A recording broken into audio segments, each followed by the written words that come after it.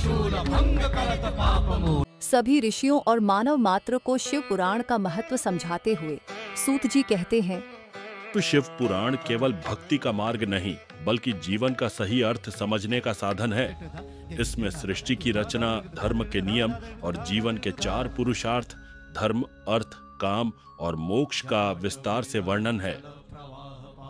इस युग में भी शिव पुराण पढ़ना इसलिए जरूरी है क्योंकि यह हर व्यक्ति को आत्मज्ञान, धैर्य और सही कर्म करने का रास्ता दिखाता है। शिव की उपासना से न केवल पापों का नाश होता है बल्कि सुख, समृद्धि, मानसिक शांति और आरोग्य भी प्राप्त होता है।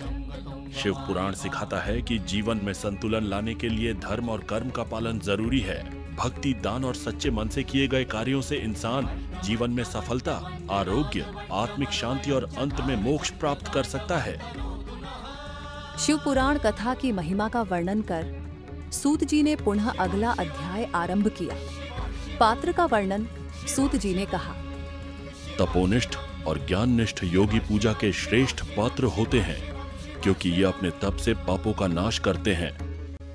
वह ब्राह्मण जिसने 24 लाख गायत्री मंत्रों का जाप पूरा कर लिया हो वह भी पूजा का पात्र होता है। गायत्री जाप से शुद्ध हुआ ब्राह्मण परम पवित्र माना जाता है। ऐसे ब्राह्मण को दान देने से सभी प्रकार के पुण्य प्राप्त होते हैं। भूखा मनुष्य, चाहे वह स्त्री हो या पुरुष, सर्वप्रथम अन्नदान का वास्तविक पात्र होता है। जिसे जिस वस्तु की आवश्यकता हो उसे वह वस्तु बिना मांगे ही दे दी जाए तो दान देने वाले को पूरा फल प्राप्त होता है। परंतु याचना करने के बाद दिया गया दान केवल आधा फल देता है और सेवा करने वाले को दिया गया दान 1/4 फल देने वाला होता है। दीन ब्राह्मण को दिया गया दान दानदाता को 10 वर्षों तक भोग का सुख देता है।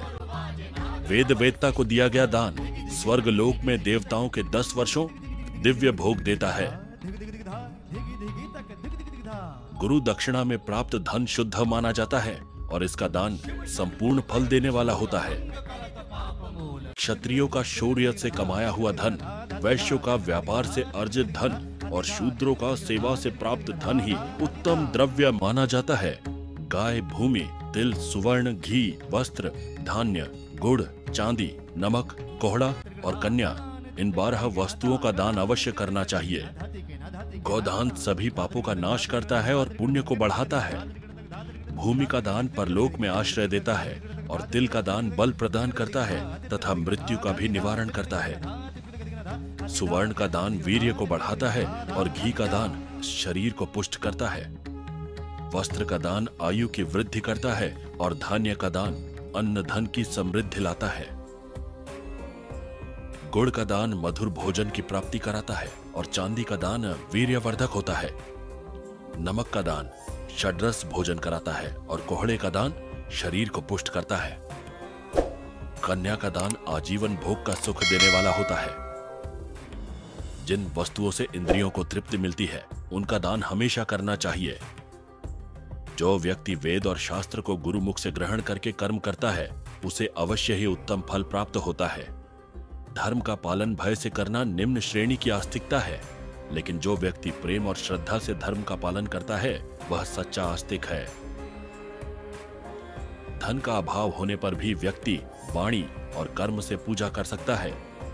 तीर्थयात्रा और व्रत को शारीरिक पूजा माना जाता है, जबकि तप और दान मनुष्य को सदा करते रहना चाहिए। देवताओं की तृप्ति के लिए किया गया दान सभी प्रकार के भोग देता है।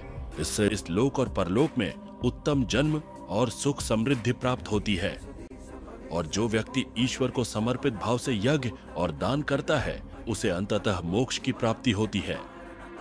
इस प्रकार सूत जी ने इस अध्याय का समापन कर कथा अगले अध्याय में सुनाने की बात कही। शिव शंभु कर त्रिशूल भंग करत पाप मूल, विराजित है चंद्रभानु।